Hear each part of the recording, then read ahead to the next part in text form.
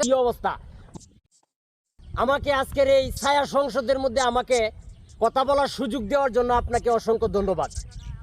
মাননীয় স্পিকার, আপনাকে আজকে অতি দুঃখের সাথে একটি কথা বলতে হয়। মাননীয় স্পিকার, প্রতিটা দিন প্রতিটা মুহূর্তে সংসদের মধ্যে আপনারা কে রাজাকার, কে আলবদর, কে মুক্তিযোদ্ধা, কিসের সংবিধান, এগুলো নিয়ে সারা দিন রাত 24 ঘন্টা শুধু সংসদের মধ্যে ঝগড়া করতেছেন। মাননীয় স্পিকার, একটি কথা আপনারা জানেন না, আপনারা সারাক্ষণ এসি রুমে বসে থাকবেন আর ভাত মাংস কুরমা পোলাও খাবেন, কিন্তু মাননীয় স্পিকার আপনারা গ্রামের দিকে একটু তাকিয়ে দেখলেন না যে গ্রামের কৃষকের আজকে কি অবস্থা।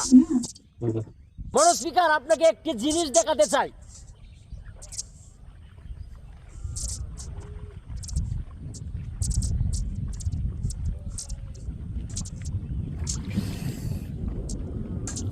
মাননীয় স্পিকার, এই জিনিসগুলা কি আপনি চিনেন? মাননীয় স্পিকার, এইগুলা হচ্ছে কৃষকের স্বপ্ন।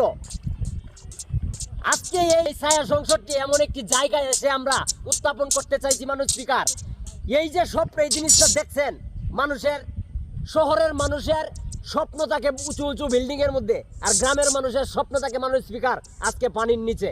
মাননীয় স্পিকার, এই যে ধানগুলি দেখতেছেন না, এগুলি ধান নয়, এগুলি কৃষক মানুষের এক একটা কোটি টাকার স্বপ্ন। মাননীয় স্পিকার, খুব ভারাক্রান্ত হৃদয় নিয়ে আজকে আপনাদের কাছে বলতে হয়। মাননীয় স্পিকার, এই গ্রামের কৃষকগুলো 6টা মাস দিনকে রাত, রাতকে দিন করে কঠোর পরিশ্রম করে মাননীয় স্পিকার এখানে ধান রোপণ করেছিল। মাননীয় স্পিকার, আমার পিছনে যে সাদা জায়গাটি দেখতেছেন, এটি কোনো সাধারণ জায়গা নয়। মাননীয়